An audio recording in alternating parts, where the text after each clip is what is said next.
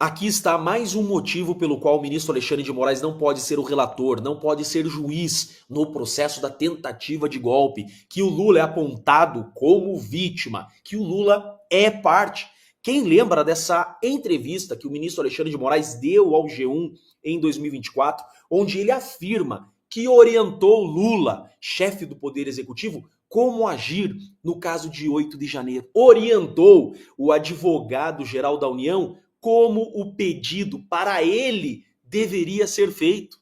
O presidente Lula me ligou também, por intermédio do ministro Flávio Dino, ele ligou e passou o telefone para o presidente Lula para verificar quais as possibilidades jurídicas. E eu disse exatamente que o governo deveria fazer os pedidos via AGU, a Advocacia Geral da União. Conversei também com o ministro Messias, e o ministro Messias, a AGU, fez aquele pedido tanto de desocupação dos quartéis, de todos os quartéis, como pedido também de afastamento das autoridades públicas em tese envolvidas. Aí é um grande erro que foi sendo passado, de que eu afastei o governador Ibanez de ofício. Não, há um pedido expresso da Advocacia Geral da União para que todas as autoridades públicas, independentemente de grau, que tivessem eventual envolvimento, fossem afastadas. Então, olha só, ele acaba de dizer que ele orientou Lula, o que Lula, que hoje é parte nesse caso, deveria fazer. Pior do que isso, ele orientou a AGU como a AGU deveria fazer o pedido. Ó, AGU, peça para mim para eu afastar as autoridades.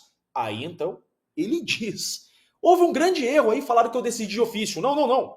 A AGU fez o pedido. Pois é, a AGU fez o pedido que você orientou como fazer. Jeffrey, mas isso não pode? Claro que não.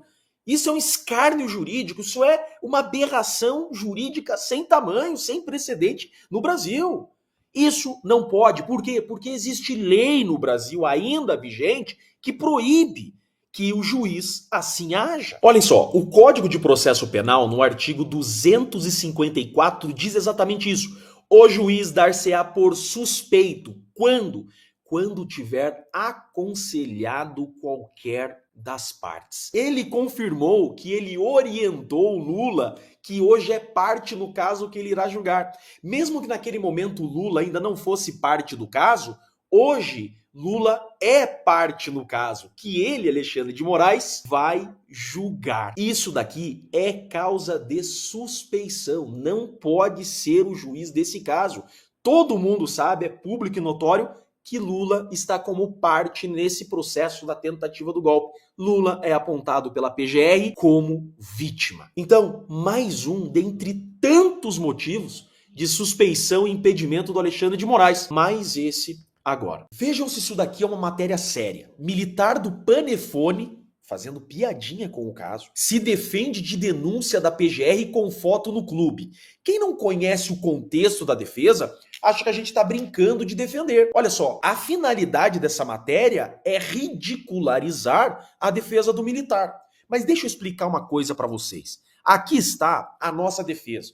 A denúncia da PGR diz que no dia 12 de novembro de 2022, houve uma reunião na casa do Braga Neto com os Kid Preto, onde eles ali articularam como se daria o atentado contra o ministro Alexandre de Moraes. Eu junto essa foto para mostrar que nesse dia e horário que a PGR fala que houve essa reunião, o meu cliente, 12 de novembro de 2022, o meu cliente estava no clube. Essa foto eu peguei do iCloud, porque o Coronel Azevedo está preso, o celular dele está apreendido, então nós pegamos essa foto do iCloud. Isso daqui é uma baita de uma prova.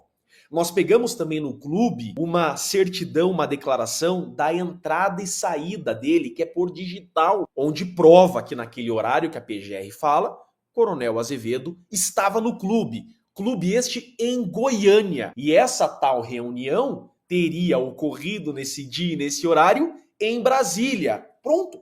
Provei que meu cliente não estava nessa reunião. Essa matériazinha aqui, que vem fazer piadinha, tá? Vem fazer piadinha, é imprudente, é uma matéria militante. e tá brincando com um militar respeitado, um tenente-coronel das Forças Especiais. Esse processo é um jogo de cartas marcadas e está provado. Mas calma, agora vai ter um processo. Não vamos jogar a toalha, não. Tem muita água para rolar.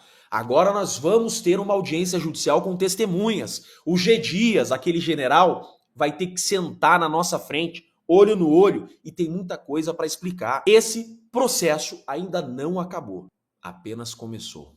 Sem o devido processo legal, sem direito de ampla defesa, sem que houvesse a individualização de conduta, para que se soubesse o que fez cada um. A prisão foi ilegal. O tempo de prisão deles já é superior ao máximo a que pode ser condenado alguém que participe de uma depredação, como aquela, de um quebra-quebra. Então, já cumpriram apenas os que foram envolvidos de fato, né, na quebra de objetos, aí, prédios pertencentes ao patrimônio. Tudo está errado ali. E mais, existem pessoas absolutamente inocentes que não fizeram nada. Estavam lá. Essas pessoas precisam ser anistiadas já, porque sem isso não haverá a pacificação do país. O Silvio lembrou bem, em 1979, autores de crimes muito graves foram anistiados.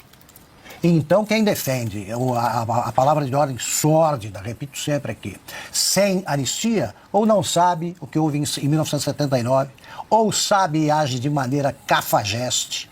Muitos sabem. Muitos sábios que compunham músicas, sonhando a liberdade, então agora não se interessam pela liberdade de inocentes presos. Esses processos todos serão anulados. Todas as prisões terão de ser revistas. Vai haver indenização, sim. Agora, a anistia tem que vir já, e só virá com a participação popular intensiva. Deve ser, o dia 16, deve marcar o começo de uma campanha que só pode terminar com a decretação da anistia.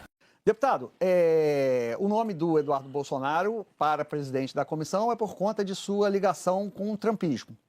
E a direita, em países como Canadá, na Europa, está se afastando do Trump por conta de sua política de American Force, que é o mote da campanha eleitoral. Aí eu me pergunto, por exemplo, se o Trump levar adiante a ideia de taxar produtos brasileiros, entre eles do agronegócio, o PL vai ficar com o Trump ou com o Brasil? O PL sempre estará com o Brasil e é um motivo a mais para o Eduardo estar à frente dessa comissão. Porque somente alguém que tem essa interlocução pode evitar que um desastre desse de sermos taxados venha acontecer. Aí eu vejo que o governo, se fosse inteligente, menos político-partidário, lançaria mão dessa aproximação para isso. E o Eduardo não será presidente só por causa da sua relação com a família Trump. O Eduardo tem excelente relação com o mundo árabe, com a Arábia Saudita. Ele está estudando árabe, é uma pessoa que tem fluência em vários idiomas e que vai representar muito bem a Comissão de Relações Exteriores. É pelo conjunto da obra que o Brasil precisa do Eduardo na Credem. Mas qual é a visão dele sobre relações exteriores? O que ele pensa e o que o PL pensa sobre relações exteriores nesse mundo conturbado? Logicamente, nós estamos, Otávio, em um momento no mundo, não é, com a chegada do Trump, que é a nação mais poderosa do mundo, que vai passar por um novo momento nas relações exteriores. Inclusive, acho que o Brasil precisa dessa reflexão e, lamentavelmente, o atual governo está errando a mão. Em alguns momentos, quando o presidente Lula oferece uma resistência no seu discurso e já o ministro de Relações Exteriores, Mauro Vieira, que é um discurso um pouco mais ameno, que sabe que não vale a pena comprar uma briga com a potência maior mundial.